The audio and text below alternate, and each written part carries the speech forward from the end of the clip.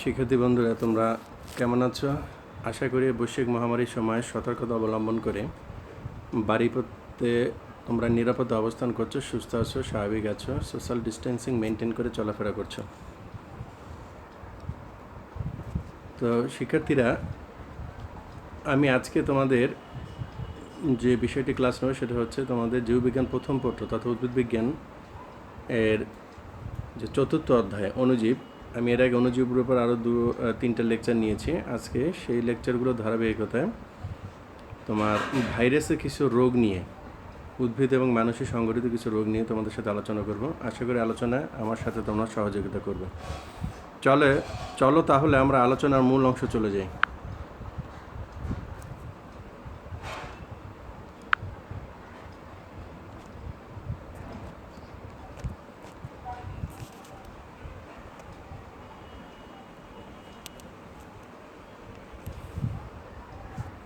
তো শিক্ষার্থীরা, আজকে আমাদের আলোচনার বিষয়বস্তু উচ্চ মাধ্যমিক শ্রেণীর যারা ছাত্রছাত্রী রয়েছে, অর্থাৎ 2020-21 শিক্ষাবর্ষে তাদের জীববিজ্ঞান প্রথম পত্র থেকে উদ্ভিদ বিজ্ঞান চতুর্থ অণুজীবের ভাইরাসজনিত দুটি রোগ, পেঁপের রিং স্পট ভাইরাস এবং মানুষের হেপাটাইটিস রোগ নিয়ে বিস্তারিত আলোচনা করব। আলোচনাটি অনার্স প্রথম বর্ষের ছাত্রছাত্রীদের জন্য অণুজীববিজ্ঞান কোর্সে কিছু উপকার আসবে বলে আমি মনে করি।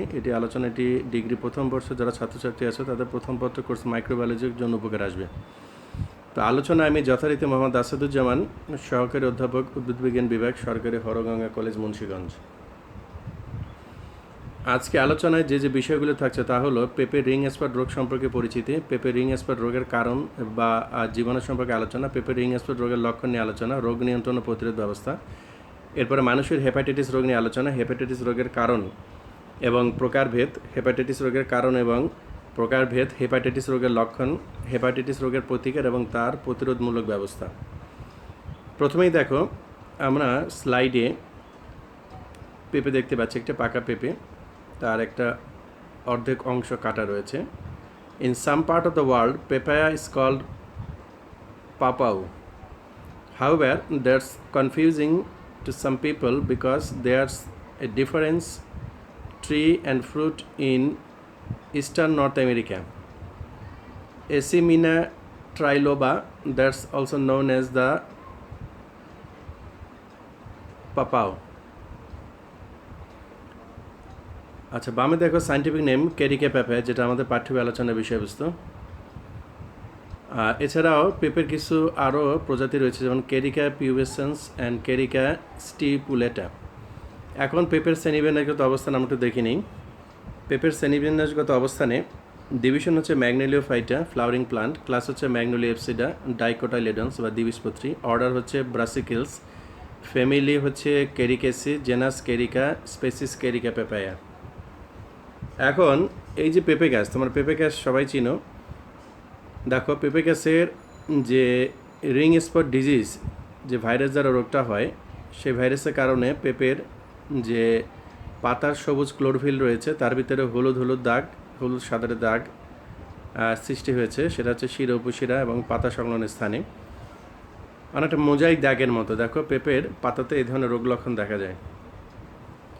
এরপরে দেখো, শুধু পেঁপে গাছ যে পাতা তা নয়, পেঁপের কাণ্ড, পেঁপে ফল ইত্যাদিতেও এই রোগ লক্ষণ প্রকাশ পায়। দেখো, পেঁপের উপরে কেমন কনসেন্ট্রিক অর্থাৎ কেন্দ্রাভিমুখী সবুজ সবুজ পানি ভেজা দাগ রয়েছে দেখো, এবং অনেকটা রিং আকৃতির দাগ, বৃত্তাকার রিং আকৃতির দাগ, এবং জায়গায় জায়গায় অনেকগুলো দাগ সৃষ্টি হয়েছে। ঠিক একইভাবে ডানে দেখো যে আক্রান্ত পেঁপে শুকিয়ে কেমন হয়ে যাচ্ছে। অর্থাৎ মূলত এই পেপায়া রিং স্পট ভাইরাস দ্বারা পেঁপের কাণ্ড, পাতা, শাখা প্রশাখা যদি হয় সেখানেও, এবং ফল আক্রান্ত হয়, ফলে পেঁপের ফলন অনেক কমে যায় এবং পেঁপে গাছ মারা যায়। পেঁপে গাছের রিং স্পট রোগ নিয়ে আলোচনা। রোগ উৎপাদক হিসেবে ভাইরাসের ব্যাপক পরিচিতি রয়েছে। ভাইরাস উদ্ভিদ এবং প্রাণীদেহে নানাবিধ রোগ সৃষ্টি করে, যেমন পেঁপের রিং স্পট রোগ, ভাইরাল হেপাটাইটিস ও ডেঙ্গু জ্বর। পেঁপের রিং স্পট বা মোজাইক রোগ একটি অন্যতম ধ্বংসাত্মক ভাইরাসজনিত রোগ। আফ্রিকা মহাদেশে পেঁপে এই রোগে আক্রান্ত হয়। এশিয়ার মধ্যে Thailand, Bangladesh, Bharat, Taiwan, Philippines এবং চীনের দক্ষিণাঞ্চলে পেঁপে চাষিরা এই রোগের দ্বারা ব্যাপক ক্ষতির সম্মুখীন হয়। এছাড়াও ক্যারিবিয়ান দ্বীপপুঞ্জ, দক্ষিণ আমেরিকা এবং যুক্তরাষ্ট্রের ফ্লোরিডা, হাওয়াই এবং টেক্সাস সহ বেশ কয়েকটি অঙ্গরাজ্যে এই রোগ মহামারী আকারে দেখা যায়। উদ্ভিদ রক্ততত্ত্ববিদ জেনসেন 1954 সালে এই রোগকে রিং স্পট নামে নামকরণ করেন। এখন আমরা স্লাইডে দেখো পেপায়া রিং স্পট ভাইরাসের কিছু অতি আনুবীক্ষণিক চিত্র দেখতে পাচ্ছি। আসলে চিত্র থেকে বোঝা যাচ্ছে যে ভাইরাসটি হচ্ছে অনেকটা দণ্ডাকার এবং এটি মূলত একটি আরএনএ ভাইরাস। এটি মূলত একটি আরএনএ ভাইরাস। কারণ পেপায়া ring spot virus type P, অর্থাৎ পেপায়া রিং স্পট যে রোগটা হয় এটার জন্য ভাইরাসের দুটি প্রকরণ দায়ী। একটা হচ্ছে টাইপ পি এবং type W. Occurs as two strain, দুটি প্রকরণ টাইপ পি এবং type W. Type P infect both papaya and cucurbits such as squash, pumpkin, cucumber and watermelon. অর্থাৎ এই টাইপ পি প্রকরণের যে ভাইরাস সেটি পেঁপে এবং কিউকার বিটিসি গোত্রের, যেমন মিষ্টি কুমড়া, তরমুজ, তারপরে এ জাতীয় যত সবজি রয়েছে তাতে এরা রোগ সম্পর্কন করে। এবং টাইপ ডাব্লু হচ্ছে in fact watermelon only. Type W যে প্রকরণটি সেটা শুধুমাত্র তরমুজ রোগ সৃষ্টি করে। তোমরা দেখো নিচে সেই ধরনের কিছু সবজি চিত্র রয়েছে। এখন দেখো জেনারেল ক্যারেক্টারিস্টিক্স, অর্থাৎ এই ভাইরাসের সাধারণ বৈশিষ্ট্য। মেম্বার অফ পটিভাইরাস ফ্যামিলি, ভাইরাসের কিছু পরিবার রয়েছে তার ভিতরে পটিভাইরাস একটি অন্যতম।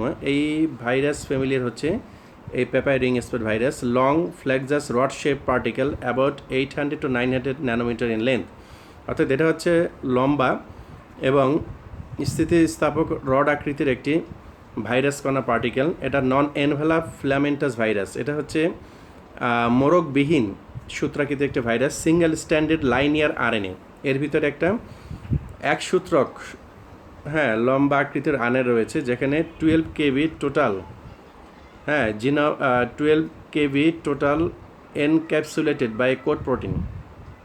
এটা 12 কেবির জিনোম দ্বারা গঠিত এবং এতে একটি কোড প্রোটিনের আবরণ রয়েছে। 5 terminus of RNA has V. তোমরা নিচে পেপায়া রিং স্পট ভাইরাসের একটা ছোট চিত্র দেখতে পাচ্ছ রড আকৃতির, তোমরা দেখলে বুঝতে পারবে রড আকৃতির চিত্র রয়েছে। এখন রোগের কারণ সম্পর্কে আরেকটু বিস্তারিত জেনে নিই। পেপায়া রিং স্পট রোগ papaya ring spot virus type P, PRSV-P নামক ভাইরাস দ্বারা সংক্রমিত হয়। এটি পটি ভাইরাস গণের পটিভিরিডি গোত্রের সদস্য। এই ভাইরাস দণ্ডাকার এবং 760 থেকে 800 ন্যানোমিটার লম্বা। মূলত PRSV-P ও PRSV-W নামে দুটি ভাইরাস এই রোগের জন্য দায়ী। পেপায়া রিং স্পট রোগের সংক্রমণ অ্যাপ্লাস গোসেপি সাদা মাছি এবং মাইজাস পার্সিসি জাপ পোকা এফিড জাতীয় পতঙ্গ দ্বারা এই রোগ ছড়ায়। কোনো আক্রান্ত উদ্ভিদ দেহ থেকে জাপ পোকা খাদ্য সংগ্রহ করলে 15 সেকেন্ডের মধ্যে ভাইরাস পোকা দেহে প্রবেশ করে এবং সুস্থ গাছকে সংক্রমণ করলে সেখানে এই রোগ লক্ষণ প্রকাশ পায়। এখন চলে আসো পেঁপে রিং স্পট রোগের লক্ষণ। Symptom of ring spot of পেপায়া। আক্রান্ত গাছে আক্রমণে 2 থেকে 3 সপ্তাহের মধ্যে রোগ লক্ষণ প্রকাশ পেতে থাকে। যে কোনো বয়স্ক গাছে এই রোগ দেখা দিতে পারে। আক্রান্ত পাতায় হলুদ মোজাইকের মতো রিং স্পট সৃষ্টি হয়। কাণ্ডের সবুজ বর্ণের আঁকা বাঁকা দাগ দেখা যায়। ভাইরাসের দুটি প্রকরণ দ্বারা ডিস্টোরেশন রিং স্পট এবং রিং স্পট এই দুই ধরনের রোগ লক্ষণ প্রকাশ পায়। রিং স্পট হলে পাতায় গাঢ় এবং হালকা টিস্যু কেন্দ্রাভিমুখী ক্ষত দেখা যায় এবং ডিস্টোরেশন রিং স্পট হলে পাতায় বহুল পরিমাণে মোজাইক সৃষ্টি হয় এবং পেঁপের আকৃতি একেবারে ছোট হয়ে আসে। এই রোগ কখনো কখনো পাতায় কেবল শিরাগুলিতে সীমাবদ্ধ হতে দেখা যায়। আক্রান্ত গাছের কচি পাতাগুলোয় তৈলাক্ত দাগ পড়ে শিরা বরাবর অসংখ্য স্বচ্ছ চিহ্ন দেখা যায়। পাতার ক্লোরোপ্লাস্ট নষ্ট হয়, এর ফলে পাতায় বিভিন্ন মাত্রায় হলদে দাগ এবং সবুজ হলুদ নকশার মতো দাগ দেখা যায়। পত্রবিন্তের গোড়ায় পানিতে ভেজা গোলাকার দাগ দেখা যায়, যা কাণ্ডের নিচের দিকে ক্রমশ বিস্তৃত হতে থাকে নিচ থেকে উপরের দিকে। অল্প বয়স্ক গাছে এই রোগ আক্রান্ত হলে বৃদ্ধি রহিত হয় এবং কাণ্ড ছোট হয়, উদ্ভিদ খর্বাকার আকার ধারণ করে। আক্রান্ত ফলের উপরে পানি ভেজা গোলাকার দাগ পড়ে এবং দাগের মধ্যরেখা বরাবর শুকিয়ে যায় এবং ফলের সংখ্যা আকারে ভিন্নতা দেখা যায়। ফল পরিপক্ক হওয়ার আগেই ফল ঝরে যায় এবং দাগ অস্পষ্ট হতে দেখা যায়। The life cycle of disease, এই যে রোগের একটু চক্রটা আমরা একটু জেনে নিই সংক্ষেপে। Have long rod shape particle transmit by numerous species of aphid.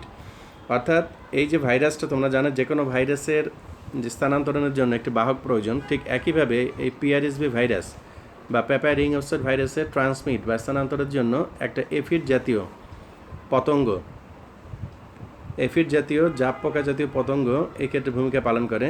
আর এর দুটি টাইপ আছে, PRSV-P এবং PRSV-W। Carried from plant to plant by aphid during feeding probes. অর্থাৎ এরা গাছ থেকে গাছে এইভাবে জাপ পোকার মাধ্যমে সংক্রমণের মাধ্যমে ভাইরাসটি সংক্রমিত হয়। Not spread by other insect, অন্য কোনো পোকা দ্বারা এটা ছড়ায় না। Does not survive in soil, এটা মাটিতেও বেঁচে থাকতে পারে না। ডেড প্লান্ট ম্যাটেরিয়াল, এবং মাটিতে পড়ে থাকা উদ্ভিদের অংশবিশেষে এটা বেঁচে থাকে না। Also spread by movement of infected papaya plant and cucurbit seedling, এবং এটি প্যাপায়া আক্রান্ত যে উদ্ভিদ রয়েছে এবং কিউকারবিটেসি পরিবারের যে উদ্ভিদের যে চারা রয়েছে সেখান থেকেও এটি সংক্রমিত হতে পারে। এখন দেখো সিমটম বা রোগ লক্ষণ সম্পর্কিত আলাদাভাবে ব্যাখ্যা দেওয়া হয়েছে। Yellowing and vein clearing on young leaf, কচি গাছে হলুদ দাগ পড়ে এবং শিরা স্বচ্ছতা দেখা যায়। Yellow mottling of the leaves, severe blistering and leaf distortion, অর্থাৎ পাতায় হলুদাভ এক ধরনের পচন দাগ দেখা যায় এবং এটা দাগটা বিচ্ছুরিত হয়ে যায় এবং লিভ ডিস্টোরেশনে পাতা আক্রান্ত হয়ে ঝরে পড়ে। Dark green streak and ring in the leaf stalk and stem, কাণ্ড এবং পাত্রবিন্দুতে গাঢ় বর্ণের সবুজ লম্বা লম্বা দাগ এবং রিং আকৃতির দাগ দেখা যায়। Concentric ring and spot or C shaped marking a darker green than the background green fruit colour, অর্থাৎ ফলের উপরে কনসেন্ট্রিক বা কেন্দ্রাভিমুখী বা এর ধরনের রিং আকৃতি কিংবা সি আকৃতির দাগ দেখা যায়। Can effect ভিগর of fruit and trees and quality and less the quality. Can effect ভিগর of fruit, অর্থাৎ ফল এবং গাছে প্রচুর পরিমাণে সংক্রমিত হয় এবং এক্ষেত্রে ফলের মান কমে যায়। আক্রান্ত ফল অপেক্ষিত ছোট হয় এবং ঝরে যায়, ফলে মিষ্টতা কমে যায়। রোগের চরম পর্যায়ে আক্রান্ত গাছ পচে মরে যায় বা গাছে ফাটল দেখা দেয় এবং মরে যায়। এখন চলে আসে রোগ নিয়ন্ত্রণ এবং প্রতিরোধকমূলক ব্যবস্থা। প্রতিকার, জমিতে রোগ লক্ষণ প্রকাশ পেলে সাথে সাথে রোগাক্রান্ত গাছ উঠিয়ে মাটি চাপা দিতে হবে বা পুড়িয়ে ফেলতে হবে। জাল দিয়ে পুরো জমি পেঁপে গাছও ঢেকে দিতে হবে যেন এফিড দ্বারা নতুন গাছ আক্রান্ত না হতে পারে। এফিড নিধনের জন্য পেস্টিসাইড রক্সিয়ান পারফেকথিয়ন 40 EC এ জাতীয় যে কীটনাশকগুলো রয়েছে, অথবা ম্যাটাসিস্টক্স 25 EC কীটনাশক 2 মিলিলিটার পরিমাণ 1 লিটার পানিতে মিশিয়ে স্প্রে করতে হবে। চারা লাগানোর প্রথম থেকে নিয়মিত পেস্টিসাইড স্প্রে করলে এফিড দ্বারা ছড়ায় না। রোগাক্রান্ত জমিতে পেঁপে গাছের প্রুনিং বন্ধ করতে হবে, কারণ কাটা ছেঁড়া স্থান দিয়ে রোগ সংক্রমণ ঘটে থাকে। জাপ পোকার পপুলেশন নিয়ন্ত্রণ করতে হবে, প্রয়োজনে গাছকে সূক্ষ্ম নেট দিয়ে ঢেকে দিতে হবে। এখন চলে আসে প্রতিরোধমূলক ব্যবস্থা। যে এলাকাতে রোগ ছড়িয়ে পড়েছে সে এলাকায় পেঁপের চাষ বন্ধ করে দিতে হবে। দূরে নতুন এলাকায় রোগমুক্ত চারা দিয়ে চাষ শুরু করতে হবে। কোনো কোনো ক্ষেত্রে মিশ্র চাষ পদ্ধতি প্রবর্তন করতে হবে এবং শুরুতে ভাইরাস মুক্ত বীজ ব্যবহার করতে হবে। তোমরা আবারও পেঁপে রিং স্প্রেটার দেখো, রোগ লক্ষণ এবং নিয়ন্ত্রণের দুটো চিত্র এবং কিছু কথা রয়েছে, আমরা সেগুলো জেনে নিই। Yellowing and vein clearing of the young leaves, conspicuous yellow molting of the leaves and sometimes severe blistering and leaf distortion. Dark green streak and ring also appear in the leaf stalk and stem. Concentric rings and spots or C-shaped markings, a darker green than the background green fruit color. On the ripe fruit, darker orange brown ring appear, অর্থাৎ পাকা ফলের উপরে গাঢ় বর্ণের কমলা বাদামি বর্ণের দাগ দেখা যায়, তোমার চিত্রে দেখতে পাচ্ছ।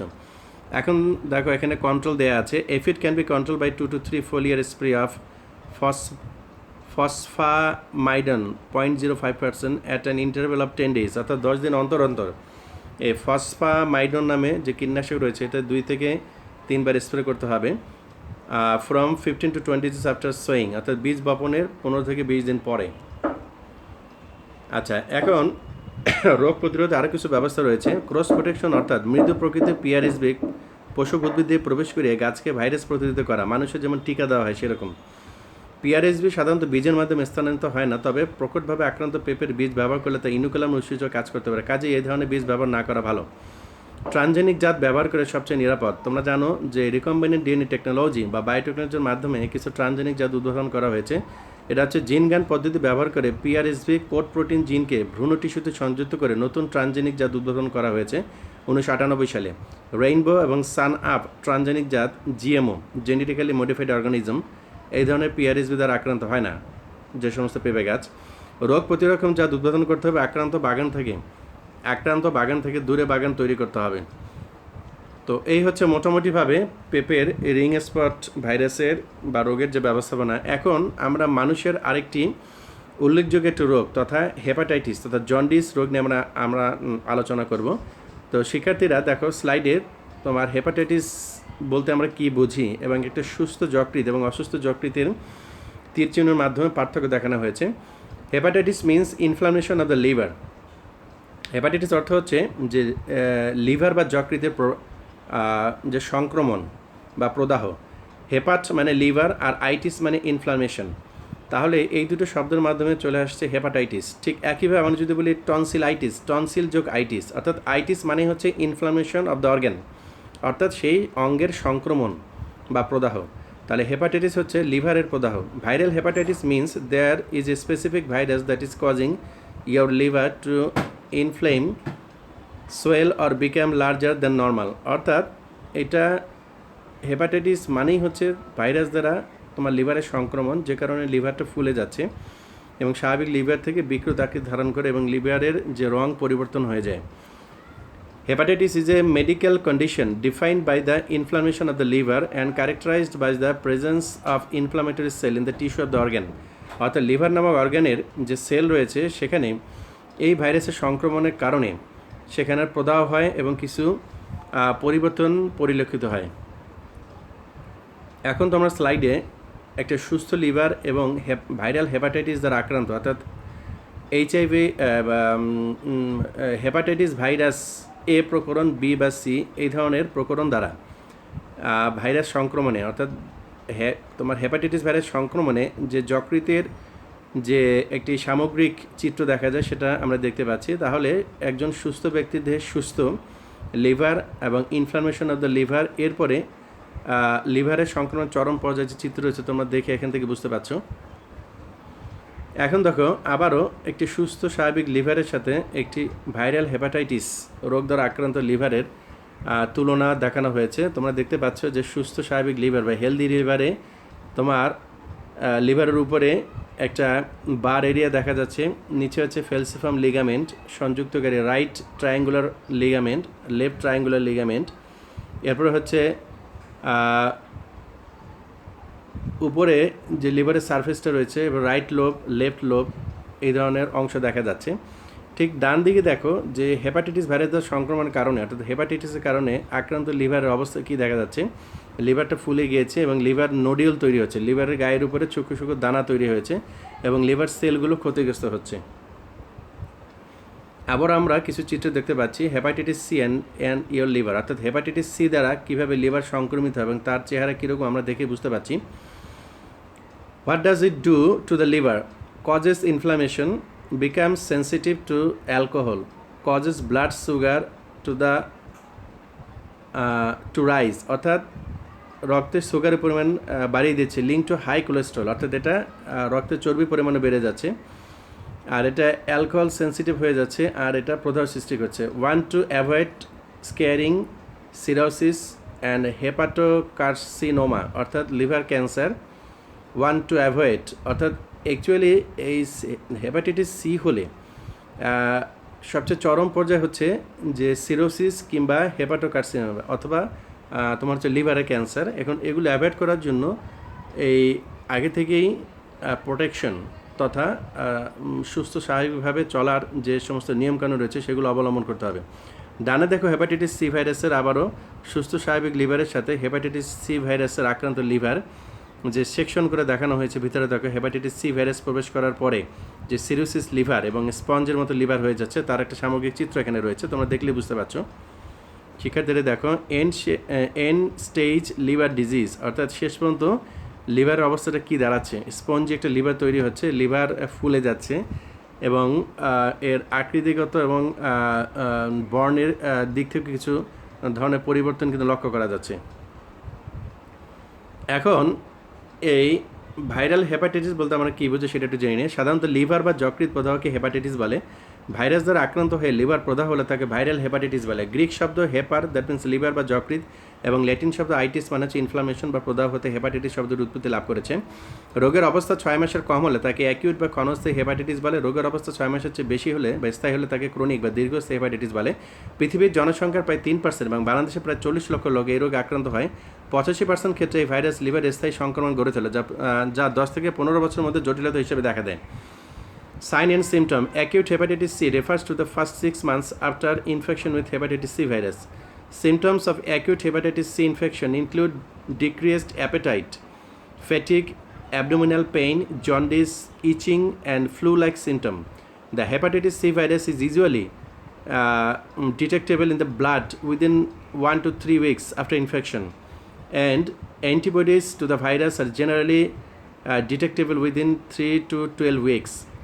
Common risk factor of viral hepatitis: infected blood and blood product, needle stick injury, healthcare worker, employment in medical or dental field, intravenous drug abuse, unprotected sex, multiple sex partner, having and surgery or history of transmission 6 to 12, received a piercing or tattoo in unclean environment, contaminated water, food and traveler, oral fecal and unknown। অর্থাৎ এই সমস্ত কাজগুলো যদি করা হয় তাহলে হেপাটাইটিসের risk factor থেকেই যায়। তাহলে এই যে 9টি যে পয়েন্ট রয়েছে এগুলো হচ্ছে ভাইরাল হেপাটাইটিসের ক্ষেত্রে রিস্ক ফ্যাক্টর, এগুলোকে অ্যাভয়েড করে চলতে হবে। হেপাটাইটিস রোগের কারণ এবং প্রকারভেদ। হেপাটাইটিস রোগের কারণ হেপাটাইটিস বি ভাইরাস বা এইচবিভি, এছাড়াও hepatitis A virus, HAV, hepatitis C virus বা এইচসিভি যাকে বলা হয় তুষের আগুন, এবং আক্রান্ত রোগী সুচিকিৎসার অভাবে অধিকাংশ ক্ষেত্রে সময় মারা যায়। হেপাটাইটিস জি ভাইরাস, হেপাটাইটিস ই ভাইরাস দিয়েও লিভার প্রদাহ হয়ে থাকে। অধিকাংশ হেপাটাইটিসই হেপাটাইটিস বি ভাইরাস সংক্রমণ দ্বারা হয়ে থাকে। হেপাটাইটিস সি অবশ্যই হেপাটাইটিস বি অপেক্ষা অধিক মারাত্মক। এখন চলে আসে হেপাটাইটিসের প্রকারভেদ সম্পর্কে আমরা একটু জেনে নিই।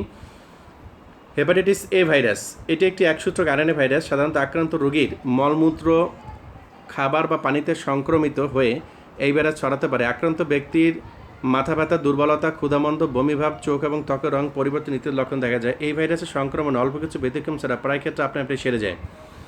এখন দেখো হেপাটাইটিসের যে প্রকরণগুলো রয়েছে সেগুলো সম্পর্কে এখানে কিছু শ্রেণীবিন্যাস দেওয়া রয়েছে, তোমরা দেখিয়ে বুঝতে পারবে। ডান দিকে দেখো ক্লাসিফিকেশন অফ হেপাটাইটিস ভাইরাস। এক্ষেত্রে এইচআইভি তোমার ভাইরাসের প্রকরণগুলোর নাম রয়েছে, এর পরিবার রয়েছে, এর ভিতরে ডিএনএ বা আরএনএ মানে কি মানে নিউক্লিক অ্যাসিড এসব কোনটা থাকতেছে এবং এনভেলপ আছে কি নাই তার একটা তালিকা রয়েছে। দেখো আমরা সেটা একটু দেখে নিই।